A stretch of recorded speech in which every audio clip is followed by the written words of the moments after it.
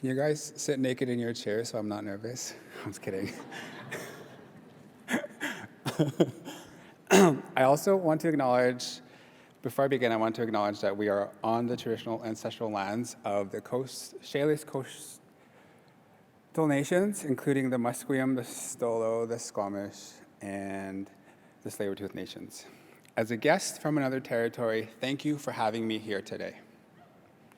I would also like to take a brief moment and bring your attention to the fact that 2 years ago today, on a winter month like this one, the justice system failed us, and Gerald Stanley was acquitted for the murder of Colton Bushi. Hello, I'm Boastich. Cory Beaver emangyabich, Iethka hemanchat, minisni hedahawahich. Isnish pinamavich netseni an ia animagyabne nangambane. My name is Cory Beaver. I'm a member of the Iarhe Nakota Nation in Morley, Alberta. Iethka means one who is of a pure language. We Nakota people always speak with good intentions, are very direct, and always mean well. Long ago, before contact, our people thrived and lived in harmony with Mother Nature.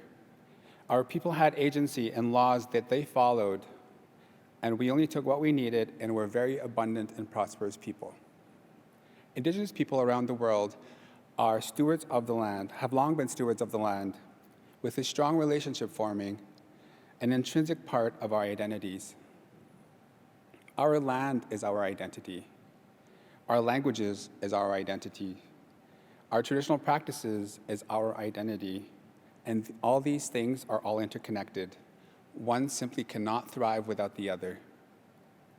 When you take our land away, you also take the very right to exist, the very right to communicate with our ancestors, because it is our inherent right. It always was and always will be. I say this as I think of the Wet'suwet'en Nation fighting to protect their land and territory in the face of the Coastal GasLink pipeline.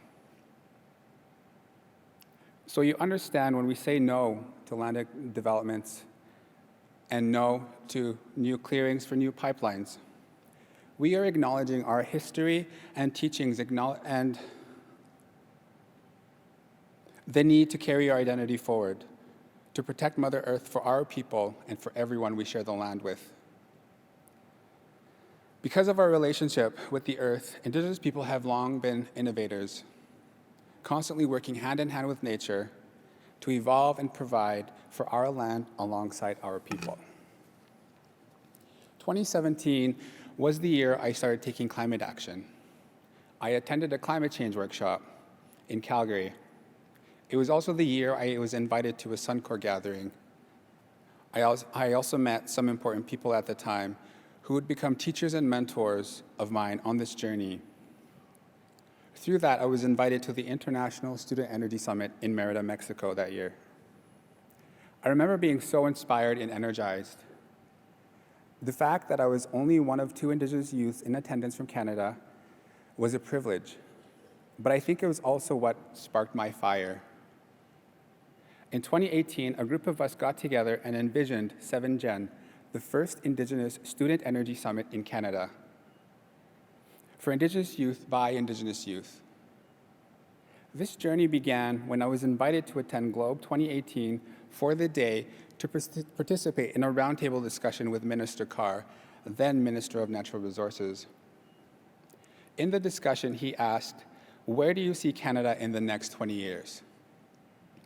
I turned to him and said, "I can't see the same Canada in 20 years until there is clean drinking water in First Nations communities, until the environment is better protected and cared for, until the injustices of Tina Fontaine and Colton Bushi and all other unsolved murder cases are acknowledged, including the missing and murdered Indigenous women, until Canada acknowledges the system that is built to go against Indigenous people, I do not see the same Canada you do in 20 years." He simply had no response. These realities have led me to an awakening and an enlightenment to work harder, to empower and advocate for Indigenous youth, because my generation and generations after me will be the light to continue paving the way for them. We don't need responses, but we do need actions. In 2019, we executed 7Gen.